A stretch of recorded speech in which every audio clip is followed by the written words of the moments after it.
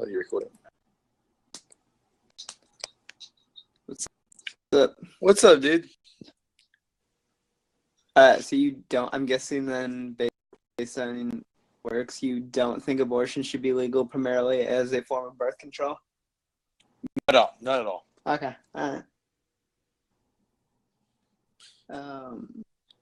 Why not?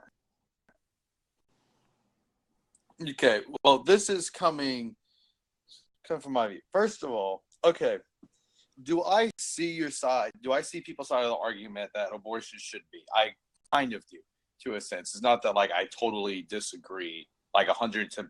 I just feel like the way I was raised, the best form of birth control is not having sex. Right. So if you know that you cannot afford a baby, you cannot afford to have a baby, and you wouldn't want to give it up, then don't have sex. No, I completely agree with that. How I see it is I actually see, I don't really like the terms that besides pro-life, but I'll just use them for the sake of this discussion. I think that even though I'm ultimately pro-choice, I actually think that the pro-life side has better argument. Mm-hmm. By and large, point by point.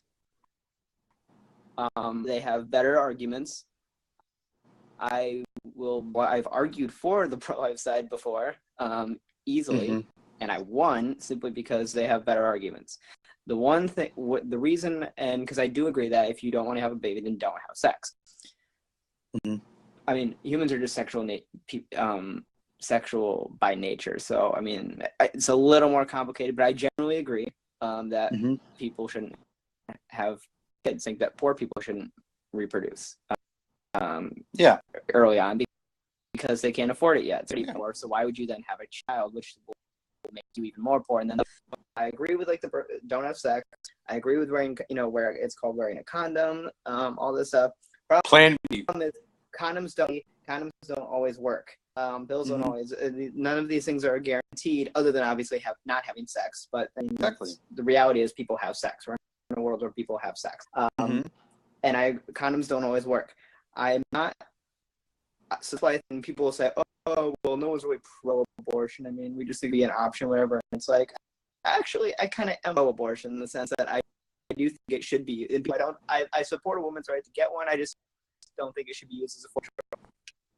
I'm actually the complete opposite. I think it should be used as a last resort of birth control in the event condom breaks, pill doesn't work, whatever, and purely as a tool for mitigating poverty. Okay, well, here's a couple things that about the abortion discussion. I think it is that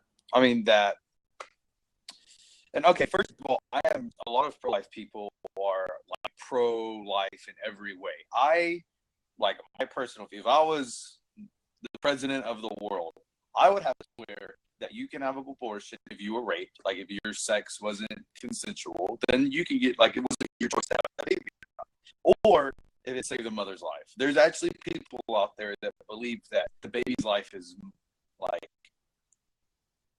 bigger than the mother's, and that's just plain dumb in my opinion. So in that sense, I am pro-choice, I guess. But I don't know, like in like the poor argument, like the poverty argument, I see that.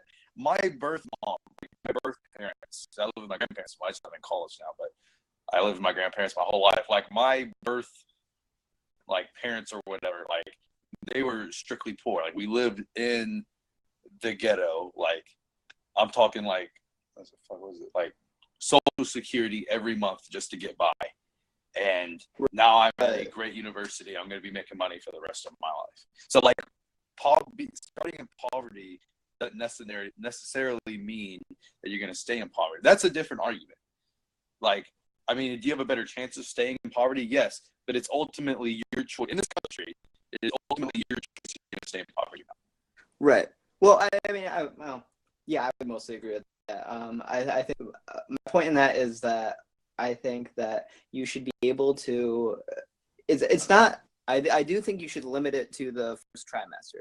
I guess I neglected to mention that part. My main concern And even with rape, I should be trimester because raped and you didn't. You know, I mean, if like, why would you wait till like the 8th month? Yeah. Like what would be the rationale for that? Like I was right, and then because then it really does look like.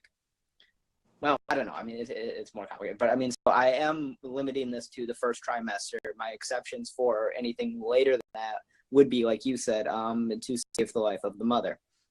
That would be my exception for anything past the first term. I don't, barring that one exception, I don't see any other reason why you would ever need to have an abortion the second or third trimester without it just looking like buyer's remorse. Yeah.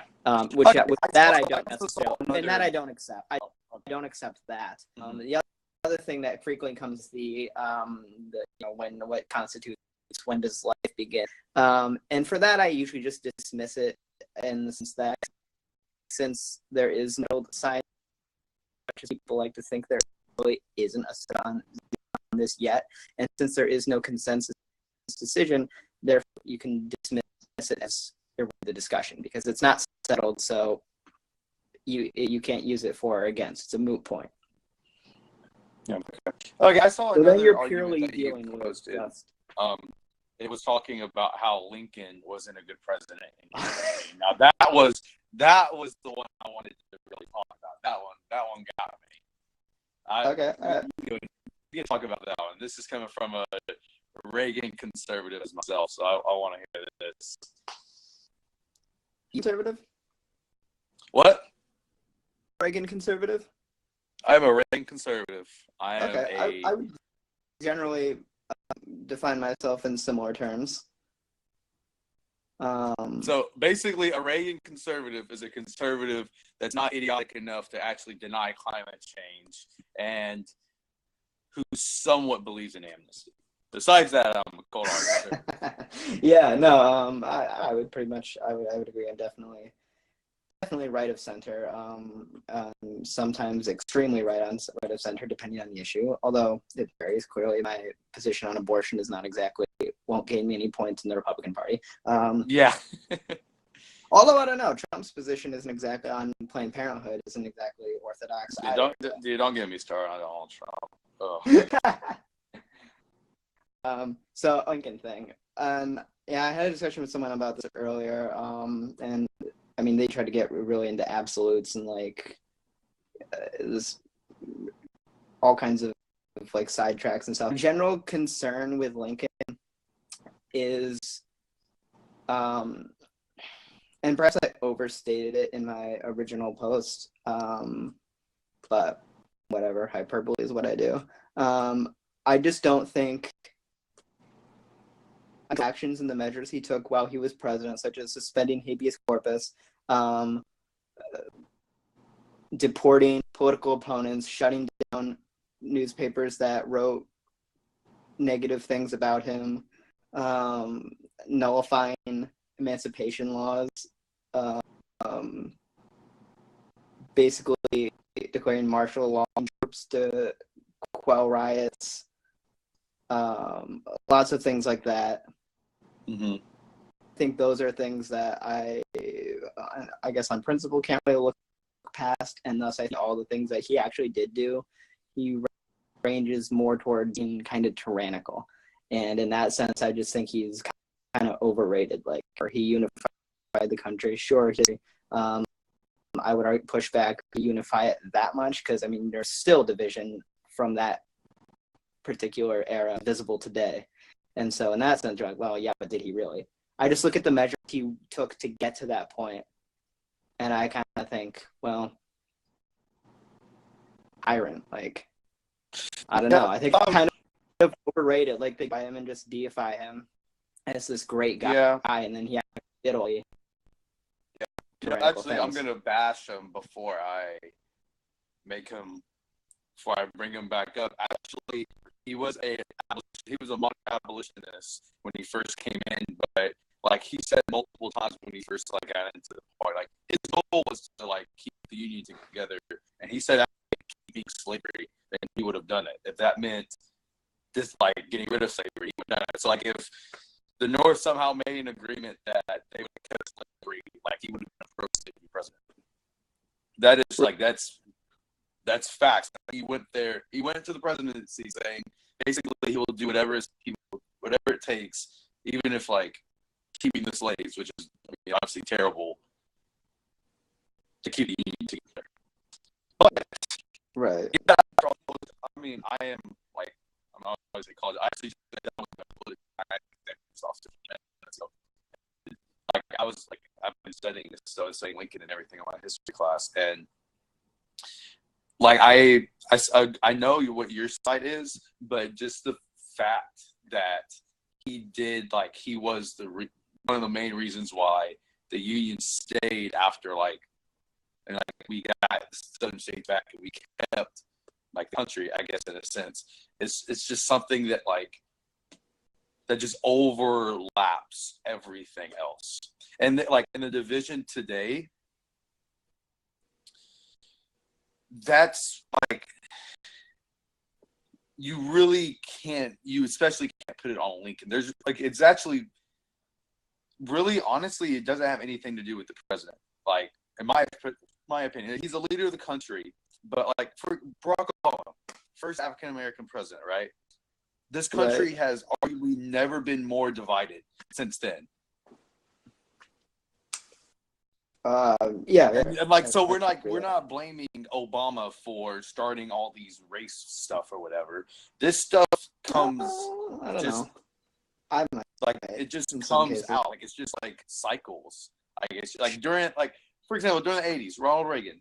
Reason why he's, my opinion, the best president of 20th century. I always get that crap confused. Is well, I mean economically wise. I mean I think really some people don't, but. I think he's up there, but I'd say top 3. But okay, go ahead. Like that, but like it's just like it's honestly kind of like George Bush got the good end of the stick as far as socially wise. Like during George Bush's reign, like socially everything was not economically things weren't the greatest, but socially wise, like there wasn't all of these like Blue Lives Matters, Black Lives Matter, which is all of that crap is stupid. My opinion. Right. Black Lives Matter and Blue Lives Matter are both stupid in my opinion. But that's another different discussion. But like it's just like that wasn't Lincoln's fault. It's not Obama's fault now. I'd agree with that. Yeah, I don't think necessarily it was Lincoln's fault, or possibly at all Lincoln's fault. But has a little more than that, I think. But in terms, I mean, I get it. Like he brought the country together. He kept the Union from splitting up. It's his big achievement, and that's why he's on Mount Rushmore and everything. That's his big claim to fame. And I get that. You can have that. I just object sometimes to the some of the steps he took in the process of doing that, and it might have all been justified. You might think it's justified that he did that. He suspended habeas corpus and jailed his political opponents and shut down printing presses that disagreed with him, and did other things. Started up, effective concentration, other things, jailing Northerners. You might think that's all justified, but I mean, and it was, but then, it's just his, and he still did those things that generally object as not something we want to support. Yeah, I definitely see that side. I definitely do. Now, correct me if I'm wrong. Did he do all of this during wartime? Did he do all those things during wartime? I'm not sure in terms of the time frame of whether he did them all during wartime. Okay. Well, I mean, was he like? Is he? I mean, either way, though. I mean, it's just the nature of him doing those things, and then on principle, there are things that I object to, and so when people say, "Oh, he was so great," and this and that, it's like, yeah, but he also did a lot of really shitty things. That were kind of bad. So it's not. I'm not necessarily trying to tear him down and say that he'd go down as one of the worst presidents in history. Although, I mean, based on those standards, you would. If you look at other things, he's not. But I just think you shouldn't ignore those things, and you should realize that he wasn't all just a nonstop party, so great about everything, and I think he's kind of overrated. People overlook that because of the ultimate he achieved, but to get there, he just... I think another thing I just is the fact that he was assassinated. Yeah, that's true. Like, and that was like right after the war, especially by like someone who was like not for like his side, and that definitely brings it up even more that like it makes it seem like he almost died for the cause in a sense. Yeah, we do have kind of a martyrs complex in America where that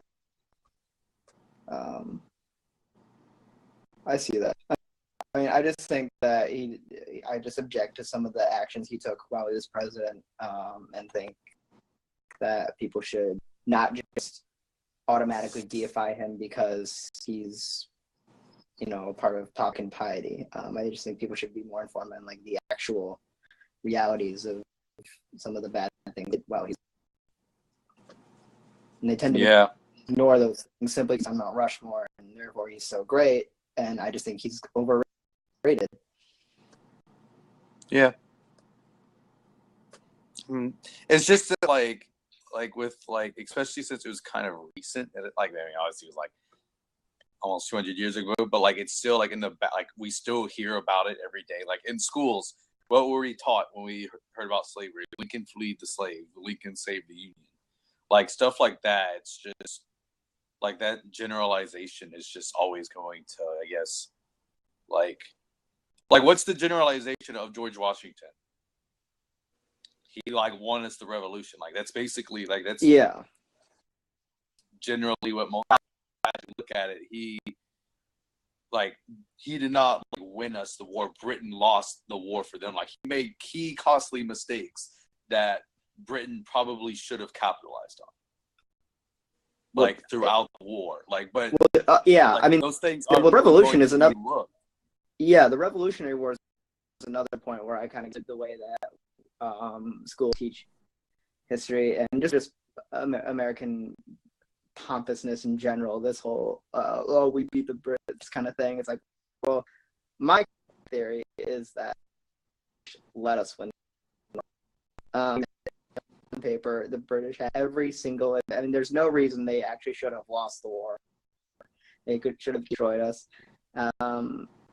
I think they really just decided they didn't badly. So I tend to think that the war.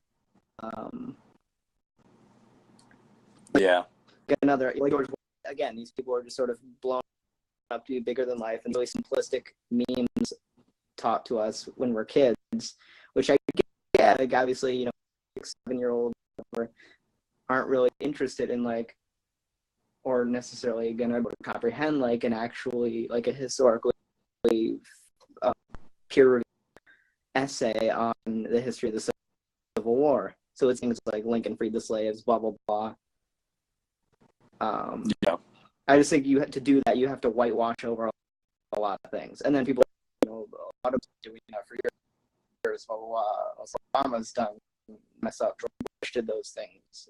Yeah, but I'm not saying I liked it when they did it either. But people think George W. Bush was a terrible president. I don't think he was a terrible president. And a lot of people think Obama's a terrible president right now. So it's like, and so Lincoln does. Then somehow he's the greatest. So Obama's not a terrible president. I just disagree with a lot of the things I guess he's done in a sense. I think he's. I think if there's a case to be made for a president that actually is truly just overrated in every sense of the word, overrated. Well, yeah, he's the first African American president. He's always going to be over. And that inflates him. That is similar. I think maybe in 50 years, examine his actual legacy and realize he wasn't in any sweeping change at all. He's generally a corporatist. He does what his donors tell him to do. you know, his big single achievement was a charity that was fed by the Heritage Foundation, and then exactly, you know, the change that he talked about trail. Yeah. So probably overrated. And hopefully support in the election. What? Who'd you support in the election?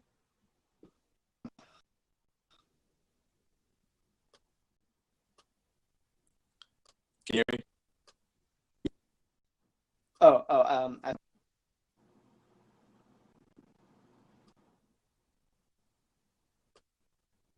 I can hear you. Oh, I said I supported Trump. You did? Yeah. This would have been probably the only election I could ever think of in my whole entire life where I might have actually considered supporting a liberal. And that's saying something, because there's only one liberal viewpoint I agree with, and that's global warming, like climate change. And I definitely wouldn't have supported Bernie Sanders as a socialist. I don't really know Democrats that we would have supported either, but I was a diehard Ted Cruz fan in the primary. Ted Cruz. I have Ted Cruz T-shirts right there in my closet. See, my thing with Ted Cruz is just that, I mean, it's not that he's also a social conservative, which I just but that being said, I agree with him, you know, close to 60% of the time. And it's not so much his that I object to so much as it is just him as a human being, an individual. I just think he's kind of a slimy dude. I think he's a good champion of conservative causes. You know, I just think he's kind of slimy. Yeah, I mean, I live in Texas. He's in my state, so people here love Ted Cruz. Yeah, no, I mean, I just like. I think he got like 1 point, like he got over 1 million votes in the primaries here in Texas. He killed everyone else. Yeah. But I don't know. I guess I could kind of see that, but I mean, like one thing I like about Ted. I mean, obviously he has I'm a lot more economically conservative than I am socially conservative. I'm actually I'm socially down the middle, but economically, it might be more than socially conservative. Yeah. But I mean, I distinguish. Oh, sorry. Yeah, like for the most part,